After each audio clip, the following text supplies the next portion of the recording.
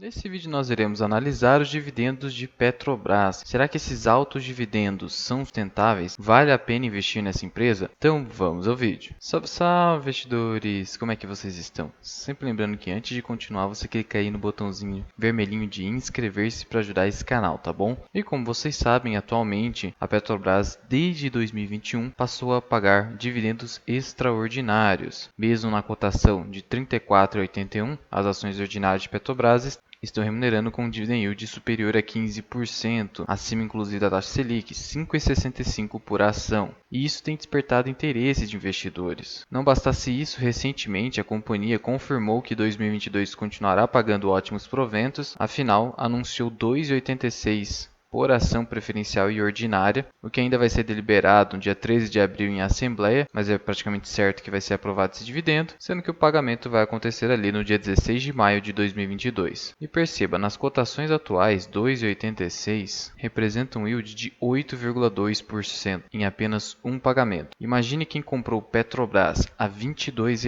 ali em abril de 2021, quando teve aquele rumor de que o Bolsonaro iria intervir diretamente na Petrobras, o yield desse investidor é simplesmente 13% em apenas um pagamento. Então, de fato, isso desperta interesse de muitos investidores que pensam em dividendos. Só que será que esse dividendo vai se sustentar por muito tempo? Olha, assim como eu trouxe no vídeo passado de Vale no sentido de que empresas de commodities são muito cíclicas, não é diferente com a Petrobras. Os seus resultados oscilam muito conforme o preço da commodity. E aqui eu estou tratando do petróleo Brent. O barril de petróleo Brent é o que justamente tem uma correlação ali com os resultados da Petrobras. Perceba o seguinte, ali quando estourou o crash da pandemia, o petróleo Brent chegou a ser negociado abaixo de 16 dólares. Teve um momento ali que chegou a ser negociado a preços negativos. Sim, o petróleo chegou a preço negativo. E isso fez, obviamente, isso ali em março de 2020, com que a cotação da Petrobras chegasse a algo em torno de R$ 9,00. Realmente ficou muito descontada, chegando a uma queda ali de quase 70%. Não porque os resultados de Petrobras foram automaticamente impactados pelo preço da commodity, mas porque o mercado antecipa esse movimento. E de fato, é assim que ocorre no mercado de valores imobiliários. E aí depois, obviamente, com essa alta monstruosa do petróleo, inclusive aqui com a invasão da Ucrânia chegando a valer mais de 130 dólares o barril de petróleo, a Petrobras tem se valorizado muito. Daquele momento em diante, a Petrobras se valorizou mais de 200%, assim também o barril de petróleo. Então é óbvio que, como você percebe desse gráfico do barril de petróleo, há uma grande volatilidade. Perceba que o barril já tinha chegado ali em 2013 a valer o que está valendo hoje e simplesmente derreteu. E aí se você pegar a Petrobras em 2013,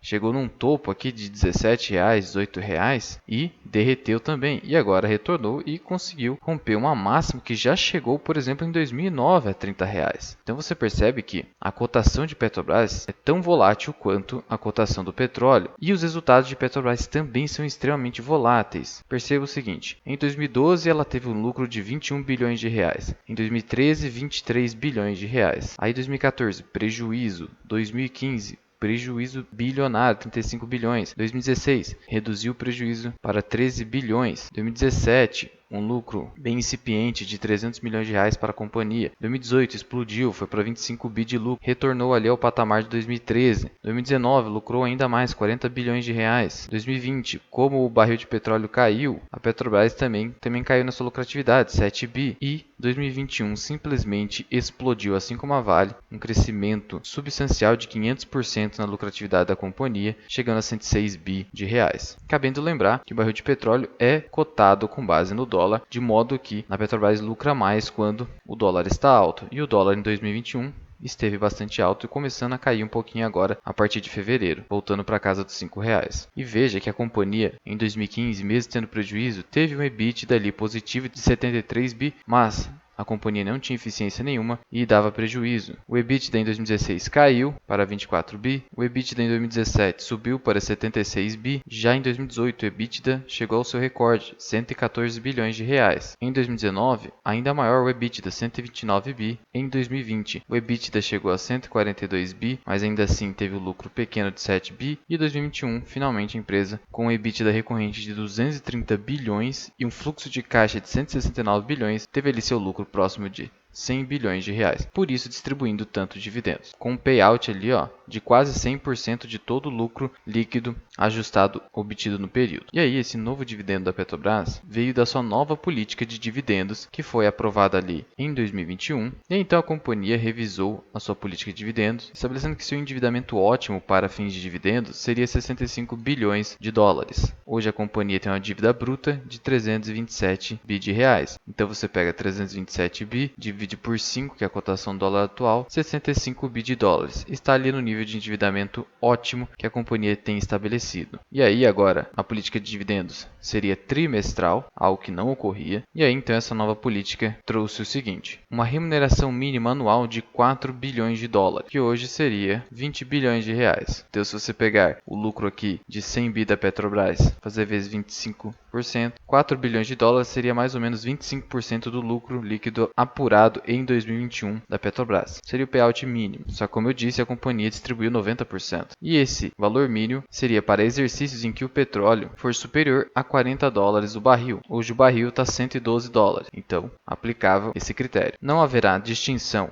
entre ações ordinárias e preferenciais no pagamento de dividendo, e desde que a dívida seja igual ou inferior a 65 bilhões de dólares, a companhia deve distribuir aos acionistas 60% da diferença entre o fluxo de caixa operacional e os investimentos. Então depende muito aqui do fluxo de caixa da companhia, que foi extremamente alto em 2021, chegando a 169 bilhões de reais. Então a diferença entre o fluxo de caixa e o investimento, 60% disso seria a título de provento, sendo que obviamente a companhia também pode realizar pagamento de dividendos extraordinários, além desses dividendos obrigatórios, como todas as companhias o fazem, quando os resultados acabam sendo muito fortes. Então o primeiro ponto é, para 2022, como a companhia já anunciou um dividendo bem alto de 2,86, sim, podemos esperar ótimos dividendos ainda para a Petrobras nesse ano, principalmente porque o barril de petróleo explodiu, chegando até 130 dólares, o que vai impactar positivamente nos resultados da Petrobras por conta da invasão da Rússia na Ucrânia. Só que será que isso para o longo prazo é esperado? O primeiro ponto que eu queria destacar para vocês é que a plataforma GF+ sequer previu um preço teto ou projeção de dividendo da Petrobras, porque os seus resultados são extremamente voláteis. E se você pegar aqui o histórico de dividendos da Petrobras, obviamente tem aquele dividendo magnífico de 2021. Em 2020, o dividendo foi bem fraquinho, 79 centavos por ação ordinária. Você já percebe que a diferença é muito grande. Se você pegar ali 79 centavos em cotação atual, você teria um yield de 2,2%. Em 2019, o dividendo foi ali de 65 centavos por ação, ainda menor então do que o dividendo de 2020. Em 2018, o dividendo foi melhor, 92 centavos por ação. Ainda assim, pegando a cotação atual, você teria um yield que não chega nem a 3%. E aí de 2017 a 2014 não teve dividendo por causa dos prejuízos apresentados pela empresa. Veja, 2014 prejuízo, 15, 16, 17 um resultado muito fraco, por isso não teve dividendo. E aí vou pegar só mais 2013 aqui para fins didáticos, 45 centavos por ação, 2012, 39 centavos por ação. Ou seja, você percebe que o dividendo de Petrobras nas cotações atuais nunca passou de 3, 4%. E esse é o grande histórico aqui da companhia, fora aqueles períodos em que houve prejuízo. Então, por mais que para 2022, de fato a companhia entregue ótimos resultados por conta dos fatores que eu já comentei e dividendos elevadíssimos, não podemos esperar isso por muitos e muitos anos. Afinal, ainda mais a Petrobras, que é extremamente cíclica. Outro ponto que me faz pensar dessa forma é que a Petrobras sofre muita ingerência governamental. Talvez seja uma das empresas estatais com maior ingerência governamental que existe, tanto que saiu uma notícia em outubro do ano passado de uma crítica do presidente Jair Bolsonaro quanto aos lucros elevados da Petrobras, e aí o presidente da estatal naquele período teve que se justificar dizendo que todos os dividendos voltam para a sociedade na forma de impostos, dividendos à União e investimentos. Então você percebe que a ignorância de um presidente